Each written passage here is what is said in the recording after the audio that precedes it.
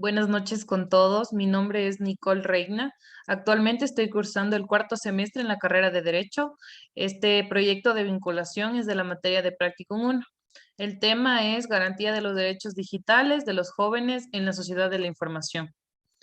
El tema que se me ha asignado a mí es la estafa, fraude y extorsión informática. Introducción. El tema abordado es de suma importancia, ya que la tecnología avanza de manera acelerada, convirtiéndose en el medio más usado por todas las personas, desde los niños hasta los adultos mayores.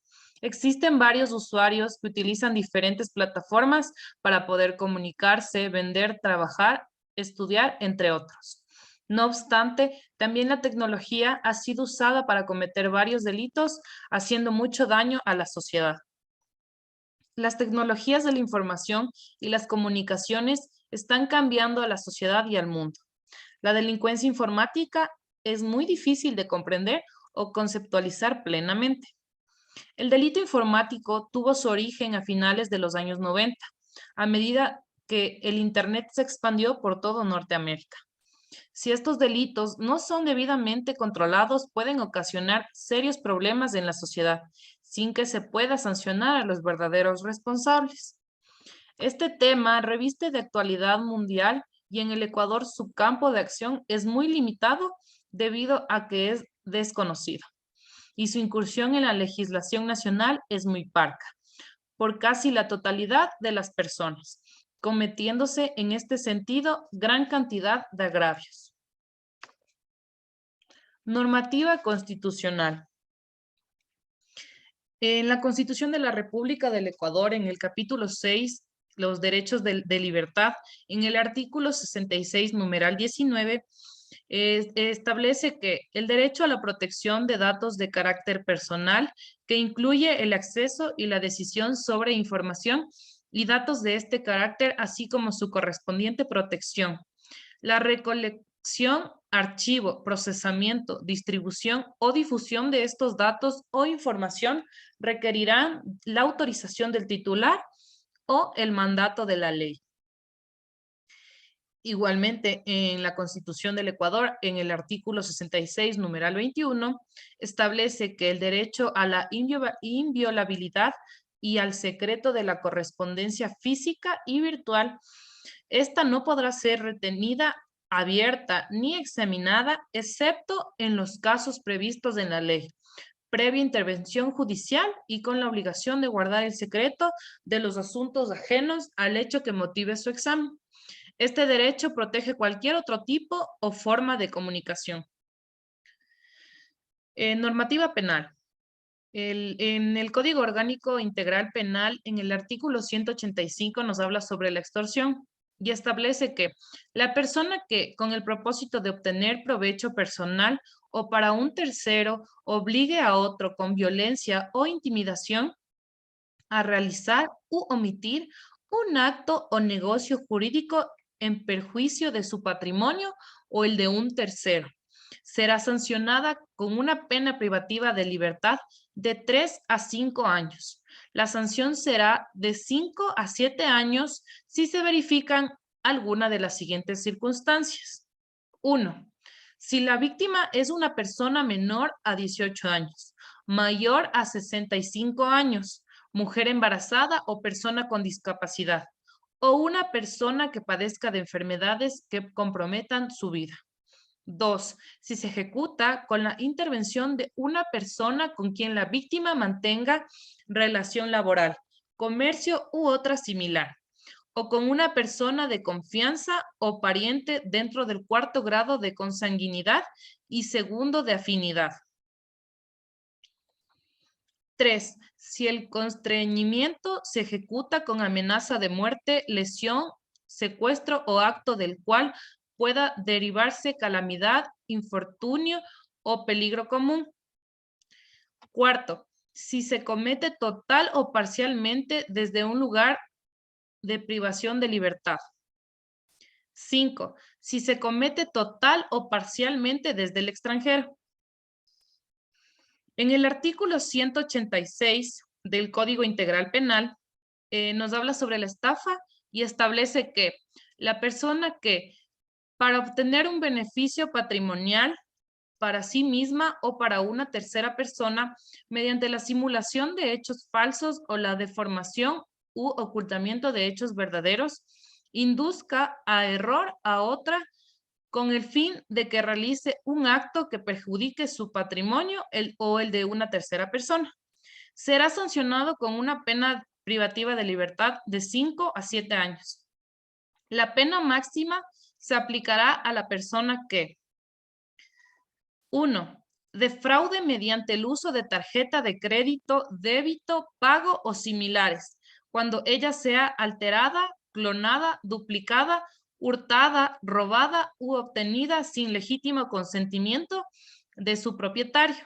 2. Defraude mediante el uso de dispositivos electrónicos que alteren, modifiquen, clonen o dupliquen los dispositivos originales de un cajero automático para capturar, almacenar copias o reproducir información de tarjetas de crédito, débito, pago o similares. 3. Entregue certificación falsa sobre las operaciones o inversiones que realice la persona jurídica. 4. Induzca a la compra o venta pública de valores por medio de cualquier acto, práctica, mecanismo o artificio engañoso o fraudulento.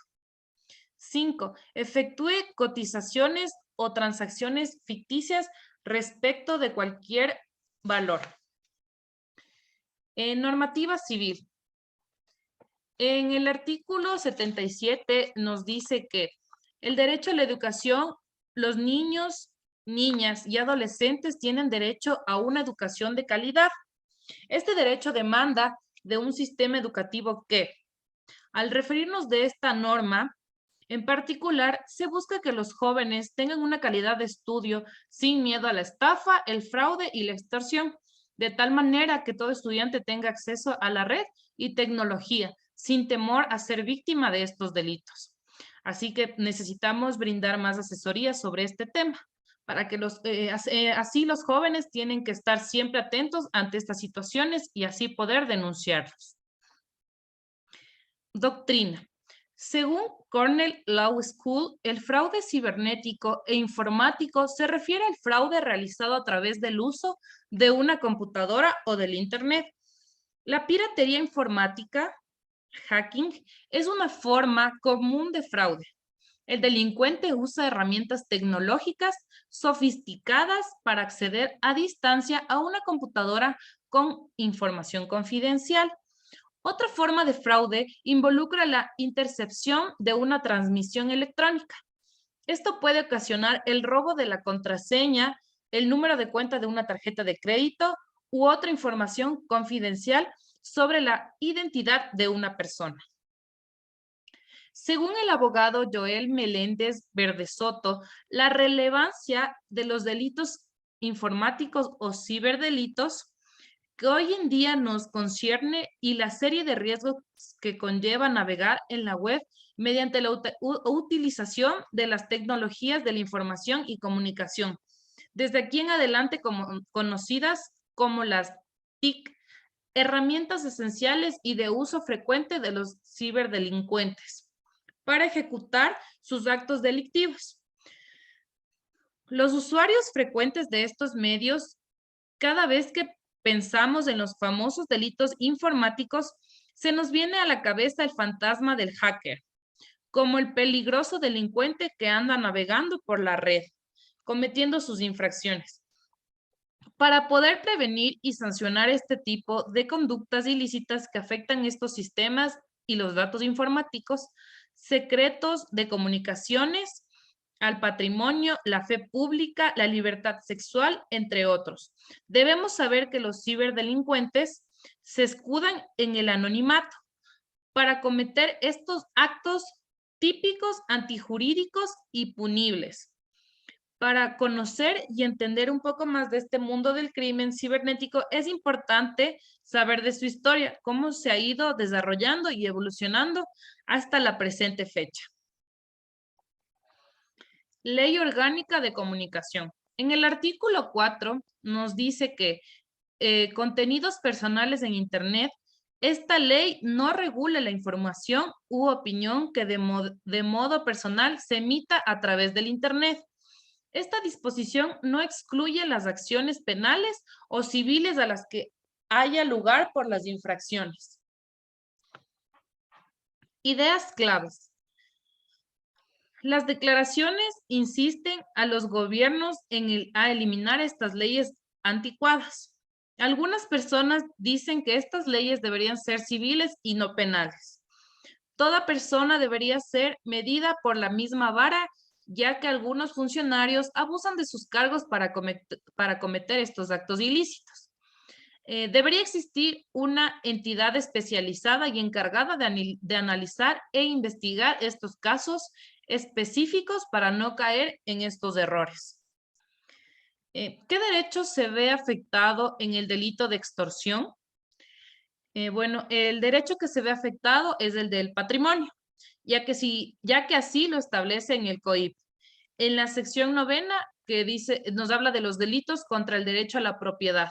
Como lo había mencionado antes, el artículo 185 que nos hablaba de la extorsión y nos establece que la persona que con el propósito de obtener provecho personal o para un tercero obligue a otro con violencia o intimidación a realizar u omitir un acto o negocio jurídico en perjuicio de su patrimonio o el de un tercero, será sancionado con una pena privativa de libertad de 3 a 5 años.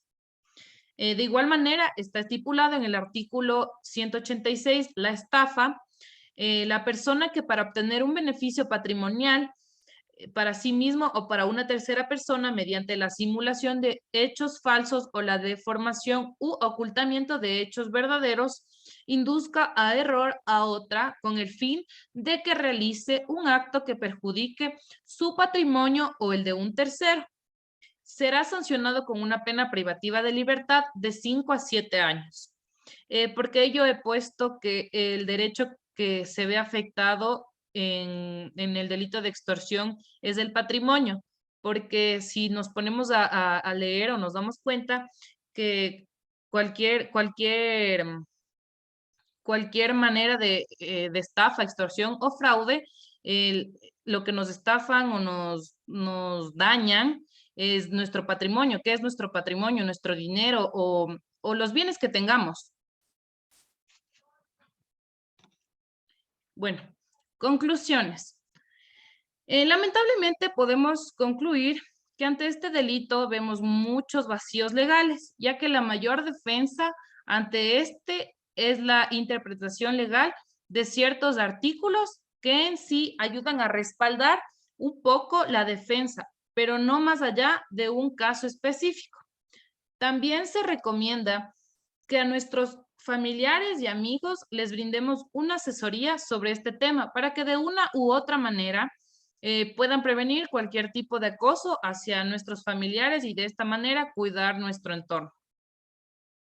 En ciertos ámbitos legales de la Constitución tenemos nosotros el respaldo legal a cierto tipo de infracciones hacia nuestra persona, pero siempre hay que estar preparados y asesorados para cualquier tipo de problemas de este tipo. También se debe insistir en campañas para educar a los cibernautas mediante programas de capacitación que se implanten en los centros educativos sobre las consecuencias jurídicas que abarcan este tipo de delitos causados por la tecnología. Muchas gracias por su atención. Espero que estas diapositivas sean de ayuda para todos ustedes.